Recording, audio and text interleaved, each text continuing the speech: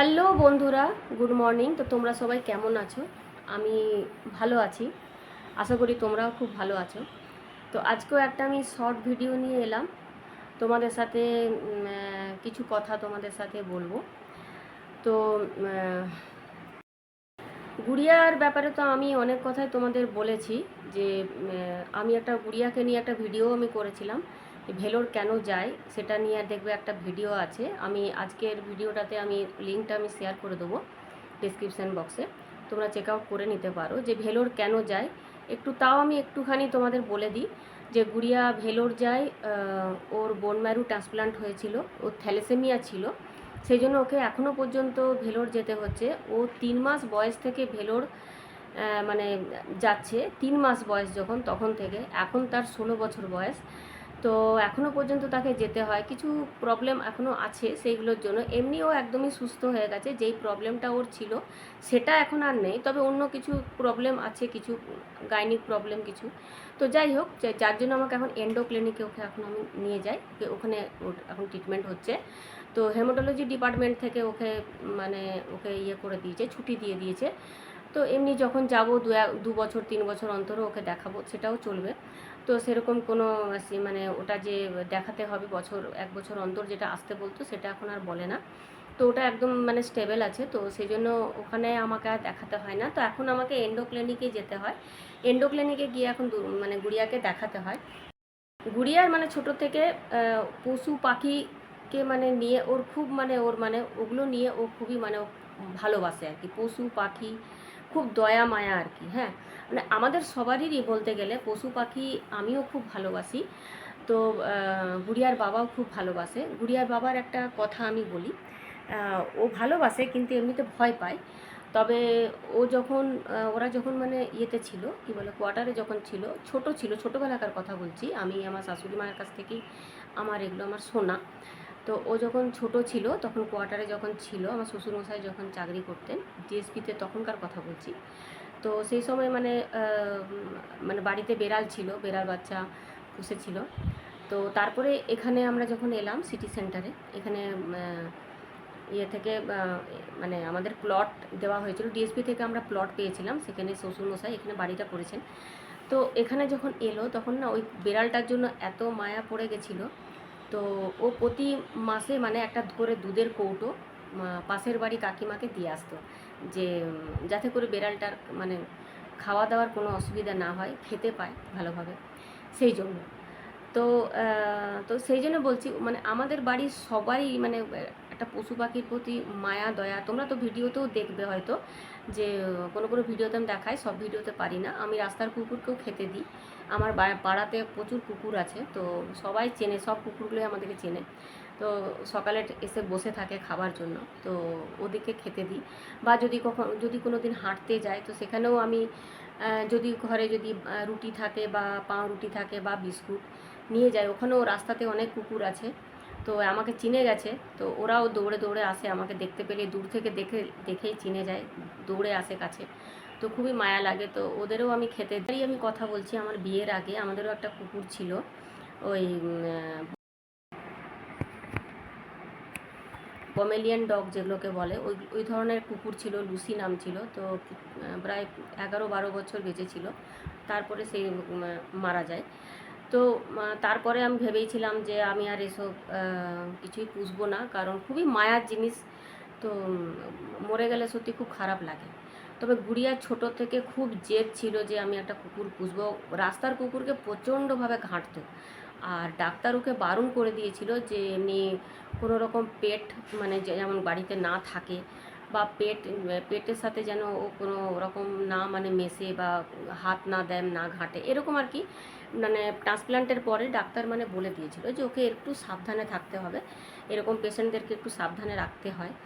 তো যাই হোক, আমি তো কখনো ভাবিও না যে কখনো মানে ঘরে কুকুর নেব বা কিছু, হ্যাঁ, বা মানে যাই হোক কোনো কিছু পোষ্য মানে বাড়িতে রাখবো বলে, সেটা ভাবিনি। ইচ্ছে করে, খুবই ভালো লাগে, খুবই ভালোবাসে। আমিও খুব মানে কুকুর বেড়াল খুব পছন্দ করি, খুব ভালোবাসি। কিন্তু সত্যি কথা বলতে ওটা নিলে তো আর 1-2 দিনের ব্যাপার না, আমাকে তাকে 12 বছর 14 বছর তাকে তো আগলে রাখতে হবে, সামলে রাখতে হবে, যত্ন করতে হবে একদম বাচ্চার মতন। তো সেগুলোও জানি আমি। তো এখন হচ্ছে মানে কি বলবো, এখন গুড়িয়ার এত জেদ এখন হয়েছে যে মানে বলছে না আমি নেবই। এখন দেখে তো অনেকের বাড়িতে দেখে, তারপরে মানে দেখে নিয়ে ওর খুব ইয়ে লাগে যে না আমিও একটা নিই। তবে আমি জানি ওরা যে, আর এখন বড় মেয়েও এখন খুব জেদ করছে যে মা ঠিক আছে একটা নাও।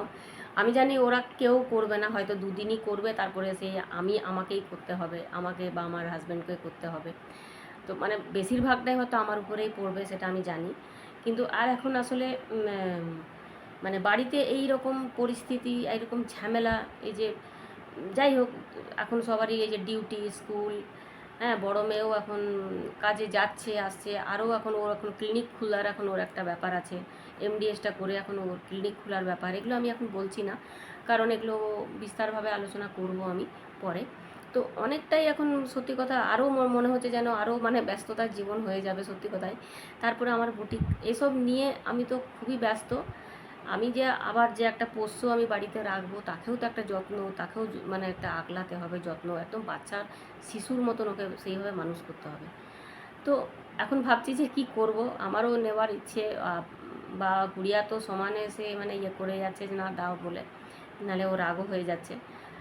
তো এখন বুঝতে পারছি না যে কি করব কি না।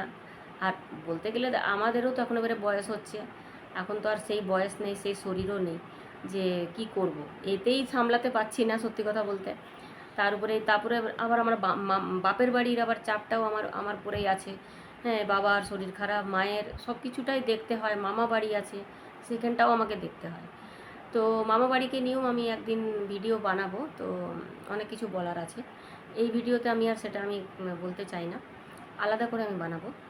তো যাই হোক, তো এখন প্রশ্ন হচ্ছে যে খুবই ইচ্ছে এখন গুড়িয়ার, রিয়ার, হ্যাঁ আমারও বলতে গেলে, কিন্তু তবুও মনে মনে একটা মনে হচ্ছে যে কী জানি কী করবো, একটা পোষ্য নেবার খুব ইচ্ছে, হ্যাঁ একটা ডগি নেবার।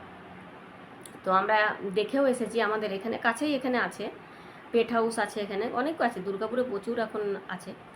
তো পেট হাউস বলে, তো ওখান থেকে আমরা দেখে এসেছি। তো ভাবছি এখন কি করব কি না, সবসময় একটা মাথায় চিন্তা আসে যে ভালো মতন দেখাশোনা করতে পারবো কি না, বা কোথাও যদি ঘুরতে যায় তখন ওকে তো অন্য জায়গায় আমাকে কেজে রেখে যেতে হবে, তখন তারা কিভাবে দেখাশোনা করবে, তারা কিভাবে খাওয়া দাওয়া করাবে, বা কী করবে, কিভাবে যত্ন নেবে। এটাও একটা মনে হয়, আমরা তো কোথাও যাব না সেটা তো হতে পারে না, এখন ও যে আসবে সে তো এখন আমাদের সাথেই থাকবে। তো তার মধ্যে আমাদেরও তো ঘোরাবেড়া, বছরে একবার তো বেরোতে ইচ্ছে করেই। তো তখন কি করে কি করব না করব, তো সব কিছু চিন্তাভাবনা একটা আছে। তবে দেখা যাক কি হয় না হয়, তোমাদের সাথে সবটাই কিন্তু আমি শেয়ার করছি, দেখো ভালো মন্দ সব কিছুই মানে কথা তোমাদের সাথে শেয়ার করছি। আর এটাও আমি আজকে আমি বলছি, দেখো আমি যদি পেট নিয়ে, দেখো তোমাদের কি ধারণা, তোমাদের কি বক্তব্য, তোমরাও কিন্তু কমেন্ট সেকশানে অবশ্যই কিন্তু জানাবে, ভালো মন্দ সবই জানাবে। তো আমি আবারও বলছি, আমি কিন্তু এই লাইনে, এই ফিল্ডে একদমই নতুন, কিচ্ছু জানি না, একদম অ আ ক খ থেকে শুরু করেছি। তো হাতে খড়ি বলতে গেলে সত্যিকারে, মানে কীভাবে যে আমি ক্যামেরাটা ধরবো সেটাও আমি ধরতে পারি না, মানে অতক্ষণ ধরে হাত আমি লম্বা করে রেখে ব্লগ করতে গেলে আমার একটু কষ্ট হয়। আর পুরোটাই তোমরা দেখেছো, ব্লগের মধ্যে বেশিরভাগটাই আমাকেই তোমরা দেখতে পাবে, আর কাউকে দেখতে পাবে না। তো কাজেই পুরোটাই চেষ্টা করি, প্রতিদিন ব্লগ দেওয়ার চেষ্টা করি, যতই শরীরে যাই অসুবিধা হোক না কেন, তবুও আমি ব্লগটা আমি দিই। দেখেছো কখনো কখনো চোখ মুখের অবস্থা তোমরা দেখে থাকবে যে অনেকটা খুব ক্লান্ত লাগে, লাগে অনেকটা খাটনির পর যেটা হয় আর কি, তারপরেও আমি ব্লগটা দেওয়ার আমি চেষ্টা করি, কারণ তোমাদের সাথেও একটা সম্পর্ক জড়িয়ে থাকবে এই ইউটিউবের সাথে, তোমরাও একটা আমার ফ্যামিলি মেম্বার। তো যাই হোক, তো এই জন্য তোমরা ভালো মন্দটাও তোমরা বলবে, তবে এখন একটু সাপোর্ট তোমাদেরও দরকার, কারণ তোমরা না সাপোর্ট করলে আমি তো এগোতে পারবো না। তোমরা প্লিজ তোমরা একটু সাপোর্ট করো। আর আস্তে আস্তে আমি শিখে যাব, নতুন তো এখন, নতুনই এত ভালো হয়তো পারছি না করতে, নার্ভাস হয়ে যায়। তো বারবার করে এই যে ক্যামেরাটাকে আমাকে অফ করে ইয়ে করতে হয়, বা ব্যাক ক্যামেরাটা করতে আমার ফোনে সেই ইয়েটা নেই যে ব্যাক ক্যামেরাটা হচ্ছে না, আমাকে আবার বন্ধ করে আবার ব্যাক ক্যামেরা করতে হয়। তো এইসবগুলোর জন্য একটু প্রবলেম হচ্ছে। তো তোমরা দেখবে, তোমাদের ভালো লাগবে, কারণ আমরা অনেক কিছুই তোমাদেরকে এই ব্লগে সব কিছুটাই আমাদের মানে সব কিছু শেয়ার করার চেষ্টা করব তোমাদের সাথে। তো যাই হোক, এখন এই পেট কেনা নিয়ে আমাদের এখন একটা বাড়িতে আলোচনা চলছে, কি করব কি না দেখা যাক এখন। তারপরে গুড়িয়ার জন্য আমার একটা চিন্তা আছে, যে ডাক্তার বলেছিল যে হ্যাঁ ওকে পেট থেকে একটু দূরে রাখবে।